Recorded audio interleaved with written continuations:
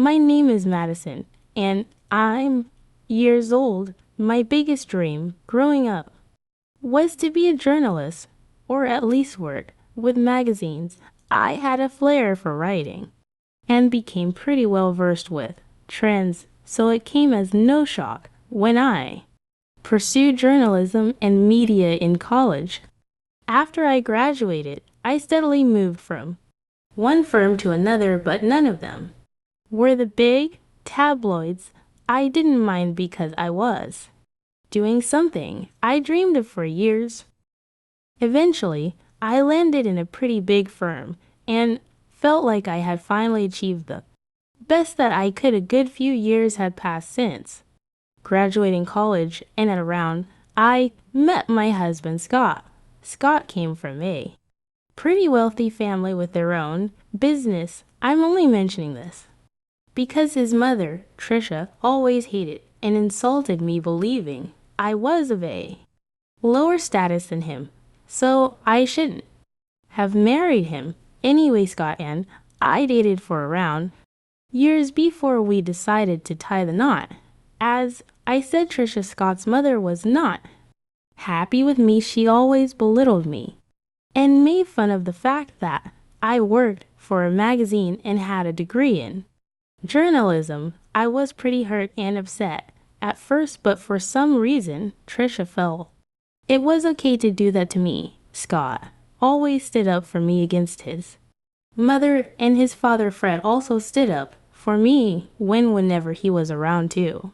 Here are the things Trisha said. I was grateful for both of them, but as the months wore on, I began to get used to Trisha's insults. Scott had even proposed we go low contact with her initially, but I didn't agree with that. Scott worked with his father, and if he stopped talking to his mother, that might make things awkward for Fred. Fred was truly an amazing person, and I didn't want him to be put in a position like that. I also didn't want Scott to cut his family off because of me. I learned it to be okay with it, mostly because we only ever met Trisha twice a month at most, but that changed when Fred had to go overseas for some business project. Trisha made a big deal about not wanting to be alone, so Scott and I agreed to let her stay with us until Fred got back. I had a gut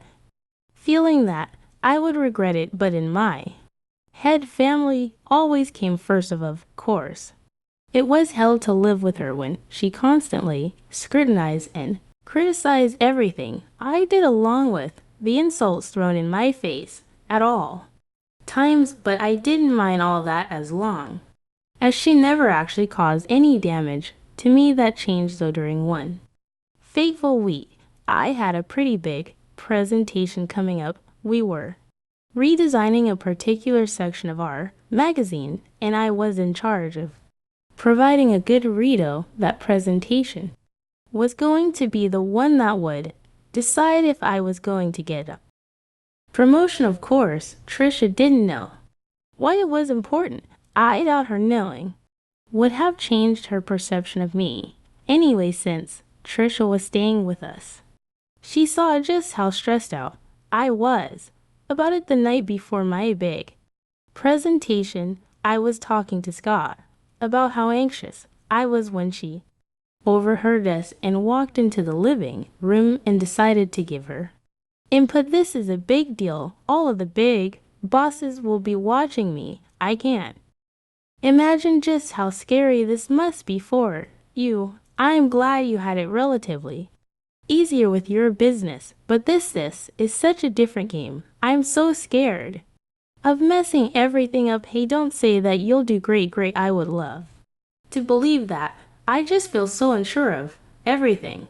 What if I did a bad job with the presentation? I couldn't help but overhear the both of you talking. Well, how we're kind of having a private conversation right now. Well, Madison, I just wanted to say that you have nothing to worry about. You most definitely do not have the skill set for anything, so you will most probably do bad tomorrow. Excuse me, look, just treat it as an Opportunity to stop working and become a housewife, at least that way you'll be.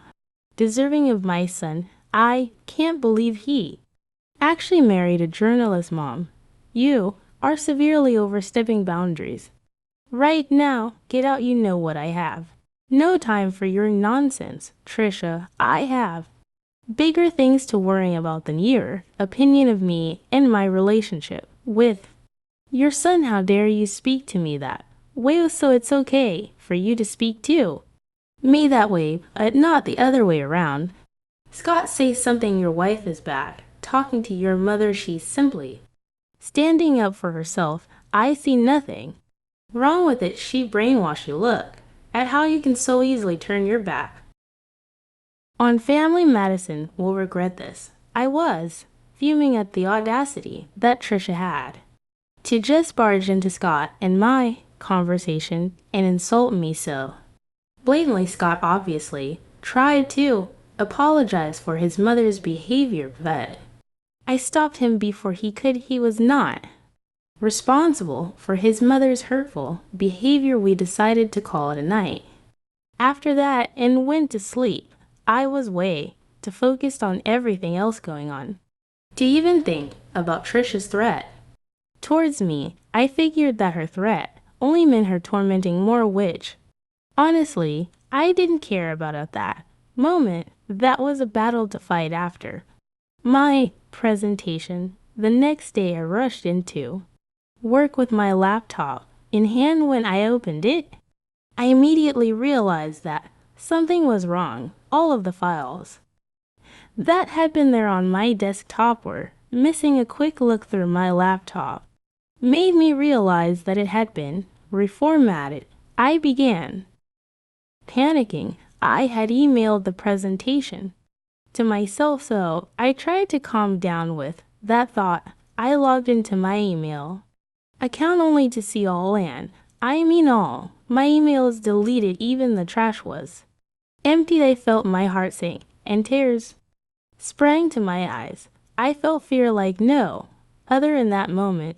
I had to go up to my aunt, explain my predicament to him, and he was not happy with me. I had to listen to him yell at me for a good while before being told not to bother with the presentation because he had already had someone else handle it in case I messed up. I knew at that moment that any opportunity for me to grow in that company had been squashed. I couldn't believe that that was what my life had come to. I rushed back home and Terry Scott hadn't left for work yet, but on seeing my state, he took the day off. He wrapped his arms around me and let me cry for a while. When I calmed down a little, he asked me what happened.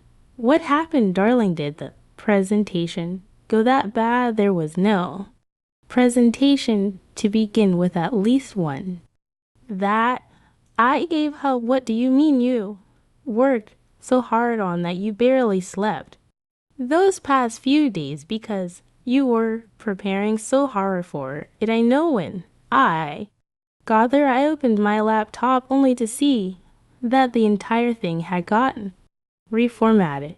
What? How did that happen? I have no idea. It was so embarrassing and humiliating to have to explain that too.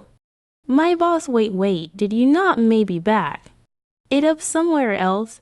Yeah, I emailed it to myself, but even my inbox and trash were cleared out. Oh my God, I'm so sorry that this happened to you. What did your boss say? Well, he yelled at me a bunch for being unprofessional and lazy. He had someone else take care of the presentation, but you still have your job. Right, I do, but I'm going to be stuck in this position at this company. There is no way I can earn any promotions or climb the ladder. I'm done here, oh honey. I'm sure you'll find a better job. I'll be by your side through it all. Don't you worry about a thing. You just keep working here until you feel like it's appropriate to quit. Yeah, I'll give in my week's notice right now. I can't believe I did all of That and just when I almost had what the first wanted, it slipped right through my fingers. I was pretty depressed after. That, if I'm being honest, I take pride in my ability to deliver good results on all my projects, and to have something this daring happen to me was traumatic. To say the least, I wasn't handed any more big projects or even good projects. At work I had held back, giving in my notice, but after another week of working there, I knew that my time was actually done. I handed in my notice and just waited until my time there was done. In all of this, Trish seemed to be oddly gleeful. She once again happened to walk by our room and saw me crying after I had rushed back home. Scott told her to leave us alone, but she looked happy. She kept making remarks about how she had told me that I would bomb the presentation. At first, I was very resentful of her, and then I began to think about her behavior a little more. Sure, one of the reasons she could have been really happy was that I was finally going to become a housewife after I was done working with the company. Or she was happy because she had something to do with my mishap that led to me having my career ruined. I don't know how to explain it exactly, but I had this feeling in my gut that told me that she had something to do with my laptop being reformatted and my files deleted.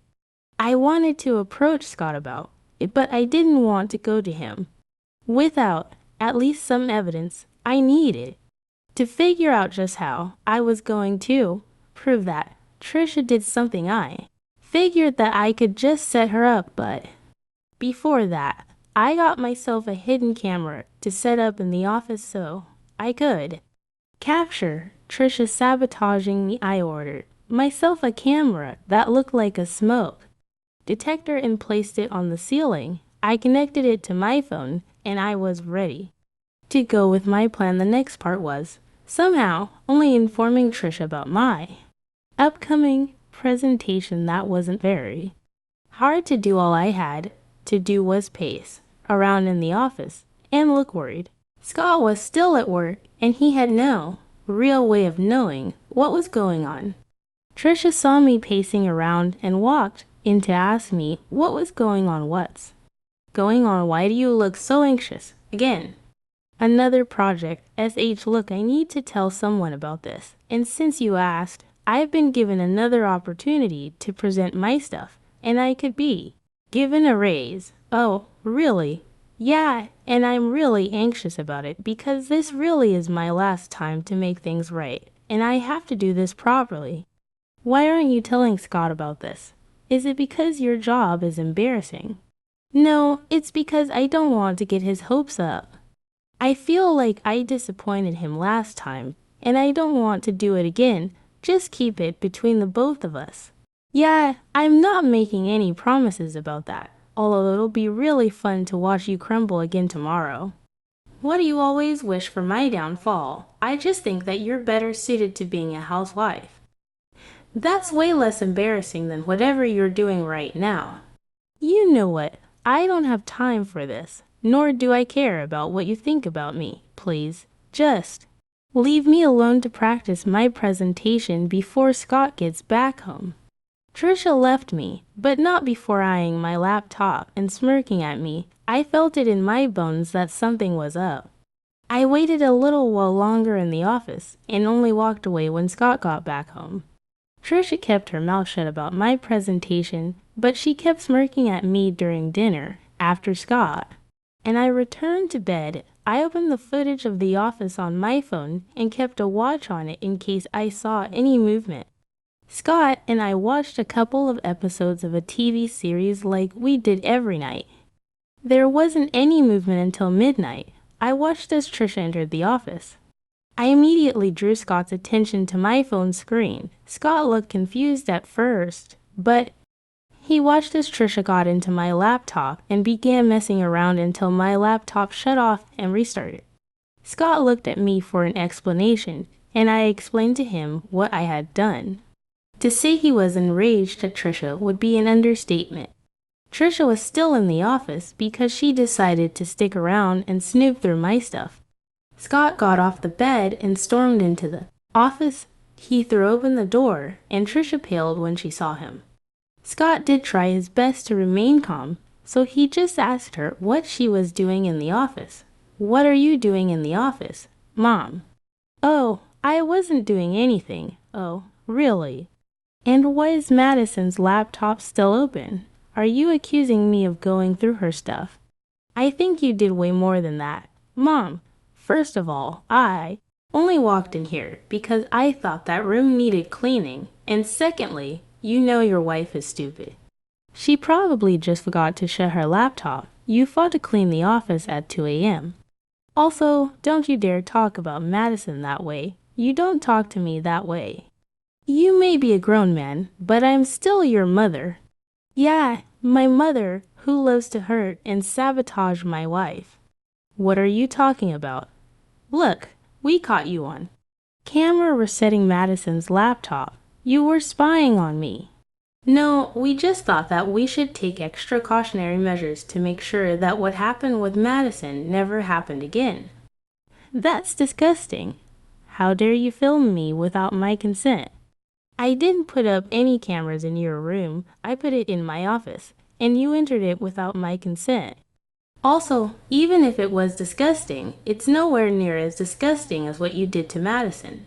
I want you out of our house first thing in the morning. But I'll be all alone. I don't care. I don't want to talk to you." The next morning, Trisha tried to stall around by helping make breakfast and cleaning the dishes, but Scott was not having any of it. As soon as she was done washing the dishes, Scott came downstairs with her 2 bags. He told her that he had packed her things for her and ordered her an Uber. Trisha tried to beg him to stay and even began crying, which was a very weird experience considering she was usually the one who made others cry. Scott left her standing there and went to our room. Trisha turned to me and began yelling at me for setting her up. I told her that if there was anyone that should be yelling, it was me. She's lucky that I haven't released the footage to all her friends and family, but if she overstepped, I would make sure that everyone saw it. If there was one thing that all her friends and family were big on, it was being kind. If they found out what she had done to me, she would lose them all. There was no way that she would risk that, so she immediately shut up. After Trisha left, I felt a lot lighter. I was still upset about my work situation, but I knew that I could bounce back and do better than I did before. Scott was the biggest help in my entire journey to where I finally reached. Once my notice period was over, I took some time off to not only rest, but also calibrate which direction I wanted to head in. The next few months were spent taking a bunch of courses on other niches in my field. I knew that if I focused on a particular niche and landed the right job, I could earn a lot more. I didn't want to expose Trisha, but after years of her belittling me, I wanted to rub it in her face just what I was capable of doing. I wanted to reach the heights that even she never got to see, and that's exactly what I did. Steve helped put in a good word for me in multiple places. The best thing that came out of being rich was the sheer number of connections that one has at their disposal. Thanks to my experience and all the help that Scott gave me, I managed to land a position of chief editor in a very, very big name magazine. I'm talking about a worldwide big name magazine. The work was hard, but it was all worth it, somewhere in my journey to becoming the chief editor. I forgot how I wanted to show Trisha what I was capable of. In fact, in those months, we hadn't had any contact with her. I knew that Scott spoke with his father because, well, they worked together, but Scott hadn't heard much from or about his mother. His father, Fred, told him that she was upset at us about something, but refused to tell him what. At least Trisha took my warning seriously, but I had to meet her eventually. It just so happened that my company was throwing a huge party for which a lot of big names were invited, including Trisha and Fred. Scott and I dressed to the nines because, for the first time, we were both people who were big names. When we got to the venue, we were immediately spotted by Trisha and Fred. They waved us over, and we greeted them. Trisha looked me up and down before smirking. Wow, look at you, trying to fit in. Madison, don't listen to a word she says. Madison, you look lovely, like you always do. Thanks a lot, Fred. So, how have you been, Madison? Yeah, how's unemployment been treating you? You're unemployed. Oh, yeah, she had a whole blunder with her job, and they let her go. I've always talked about how she's unfit for our son. Look at her, she can't even hold down a job. That's enough, Mom. Stop talking about her. It's sad enough that I have to see her everywhere we go. I wouldn't have to do that if you just left her, like I told you to. Okay, that's enough. You either stop talking, or I'm leaving. But Madison, sweetie, let me know if you need a job. Okay, it would be a pleasure to work with you. That is such a kind thing of you to offer, Fred, but I'm afraid that I can't take you up on the offer. Figures. I told you she's lazy and incompetent. Just then, my name was called, and people started cheering. I looked towards the small stage, and the CEO was there, waving at me and beckoning me over to the stage. I turned towards Fred and Trisha and excused myself. Fred looked amused, while Trisha looked confused and angry. The CEO was giving his speech, and in it, he commended me for my good work in the company. He praised me for my talents and ability to reinvent and bring forth a new aspect to the magazine. The audience cheered very loudly for me and asked for a speech from me. Of course, I had to thank Scott for always being by my side and all the people who worked with me, without which the magazine wouldn't exist. I ended my speech by thanking the one person who did not believe in me and constantly put me down, because without their constant negativity, I would never have pushed myself to be better. When I walked off stage, everyone stopped me to talk to me, and I also got asked a lot of questions about who the unnamed hater was, but I kept that to myself. I made my way over to the table at which Fred, Trisha, and Scott were seated. Scott gave me the tightest hug and congratulated me, and Fred got up to hug me too. Trisha looked at me with anger. Oh, Madison, sweetie, this is amazing. I definitely see why you wouldn't want to come to work with us. Thanks, Fred, although I will admit,